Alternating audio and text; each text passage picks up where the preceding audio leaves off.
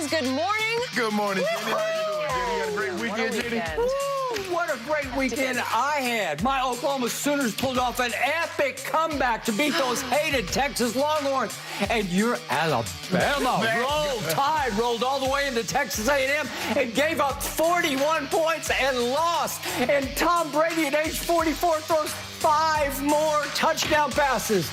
And of course, how about them Cowboys? There it is. You got a lot to celebrate today. You got a lot to celebrate today. Great weekend. It's going to be a great day, and God bless you. Oh, I want me a case, though. Yeah. The little Chargers came through for me against your Browns. Yeah, and my Browns got robbed. And They I didn't can't get no robbed. go crazy about They that. didn't get no robbed. Yes, they did. It's hard to even think of everything you just listed, Skip. We have so much to get to on this show, a packed Undisputed, but we will begin, guys, by addressing what is happening with the Raiders and with head coach John Gruden. Here is the latest. The Raiders fell to the Bears 20-9 yesterday, but really all eyes were on John Gruden after a 10-year-old email resurfaced over the weekend that included a perceived racial comment. So Gruden addressed the issue with his team before the game and discussed it again with the media afterwards. Take a listen for yourself. I'm not going to answer all these questions today. I think I've addressed it already. I can't remember a lot of the things that transpired 10 or 12 years ago, but I stand here in front of everybody apologizing. I know I'm not, I don't have an ounce of racism in me. I'm a guy that takes pride in leading people together, and I'll continue to do that for the rest of my life. Shannon, what is your view on this? Well, it's really disappointing. I'm very, very disappointed in John Gruden. I'm first on record. My brother, he was my brother's position coach when my brother was in Green Bay. My brother swears by him. I am not the biggest fan, so let me go ahead and get that out the way. I am not the biggest fan of John Gruden. You have made that clear. Abundantly clear. Hopefully crystal clear. Yep. Skip, and what have I told you several times? John Gruden said that he was angry when he sent this email. And I've told you there are people that will tell you the truth, are angry drunks and kids. Yep. He was angry. And what's so disappointing, Skip, is that when he was angry, this is what he went to. That's the go-to move. I'm not racist, but what's your go-to move when you get upset with a person of a different race or a person of a different gender? What will you go to? What's your go-to move? This. Yep. So the question I have for John Gruden, if you're not what you say you are, would you have said these words to D. Smith to his face? You see, you spoke your heart because you had no idea these emails would ever make the light of day. And once they did, now you're saying you're sorry. And I take Josh Jacobs. He said it was 10 years ago. People grow. Gruden hadn't had any regret. He wasn't going to say, I'm sorry. You think John Gruden said, you know what, guys, there's some things that I did. It was 10 years ago. And I'm not proud of this. I sent an email. I said some things that I shouldn't have said. I said something that's going to be viewed as derogatory and even racist. Yep. And I want to apologize for that. John Gruden thought he had skated. He ain't grown. Grown how? Yep. Because he had no apology in the 10 years up until this moment. Yep. Skip, I think his punishment should be having to go stand before those black men in that locker room for however long he owns this job and have them look at him and because they got in the back of their mind, damn, oh, okay. So if I make a mistake, we lose a game, you go home and you vent. This is what you think of me, huh? Though not one of those players said that publicly after they did have a team meeting in which he apologized, according to John, to them. Yep. Okay. Yep. Skip, and for me, I don't believe the NFL should do anything because this is a very, very, very slippery slope you'll be heading down. I don't want Fox to punish me for something that I may or may not have done while I was at CBS. That wouldn't be fair. He wasn't an employee of the NFL. Although, Skip, he was working for ESPN, and we understand the broadcasts are in business. It's a marriage with the NFL. Yeah, he was the lead analyst. He was the lead of ESPN with Tirico. But for me, Skip, look, I don't want to beat John Gruden up too bad. The man said he apologized, and take him at his word. But Skip, why is that when you get upset with a person of a different race, you always go to racist rhetoric? If that's not who you are, how do you, Skip, I don't even think of it. If somebody cut me off, that's not the first thing that comes to my mind. Oh, you this, that. That's the first thing that gets you. So in other words, and you think about it, Skip, you had to type this out, you had to write this out. You looked at it, and then you hit send.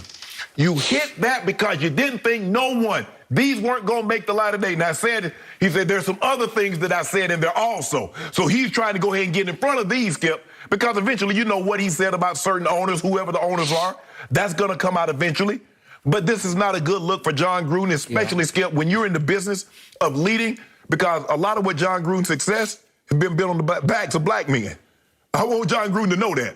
Those lips and the thing Michelin tires, the reference that you made, those are a lot of guys that you got that $100 million contract was because of those guys. That's true. So for me, Skip, the man said for me, I don't want to harp on it too much. He said he was sorry, but man, this is a bad look for John Gruden. It's a very, very bad look, and I feel very comfortable with the way I've been feeling about him. Okay, he's done nothing to change my mind. Okay. Unlike you, I do like John Gruden in the times I've interacted with John Gruden. I've told you before, I got to know him in my days at ESPN, and he's fun to be around because he tells great stories and he's great to talk ball with. He can really, really talk ball. Right. And I don't know if you've been around him at all. I guess not. Not really. If you were in his presence, you would enjoy it for those minutes you were in his presence. Now to this. I was beyond disturbed by this. I was shocked by this. And John is disqualified because of this. Because there are certain mistakes you make. Right. I don't drink that much, but I had a second drink and I got behind the wheel and I got stopped. Right. Okay, that's a mistake to me. This is the kind of mistake you can't take back. Once you reveal yourself, you're revealed. For John to say, I don't have an ounce of racism or I don't have a racist bone in my body is a lie. This indicates at least 1 ounce, if not several. Exactly. And at least one racist bone, if not several racist bones. Correct. It shows you that under the circumstances and anger, to whom did he write this email? To Bruce Allen, who had been his confidant and his best friend for his years in Oakland under Al Davis. They commiserated because they were sort of joined at the hip against Al, who was the czar and the overseer and sometimes the tyrant. And John clashed often with Al Davis, who I believe does not have, or did not, the late, great Al Davis, who I got to know very well in Oakland. Correct. Al was very progressive in his thinking. Very. And I don't think he did have a racist ounce or bone in his body. But John sat down at his keyboard, as you said, and he wrote this in strict confidence to his buddy, Bruce Allen, as you recall, the son of the late George Allen, the former coach of the Washington football team. And this should lead to the suspicions in the black community among black athletes about what do those white people do behind closed doors? What do they say? Well, hell, we already know. Okay. A lot of times they'll say it to our face. Okay, but this is classic. Yes. I thought it was just to Bruce. I didn't know there was going to be some big investigation. It's between us. It was going to out me 10 years after. And once you're outed, you're outed. Yeah. This toothpaste does not go back in this tube. I'm sorry. You'll never be looked at the same, Skip. You will never be looked at the same. And I know that's harsh. And I'm not trying to contribute to what is now called cancel culture. No. This is just one of those things where you just can't take this one back. Right. You can't apologize out of it. You could own it, which he did not do. Right.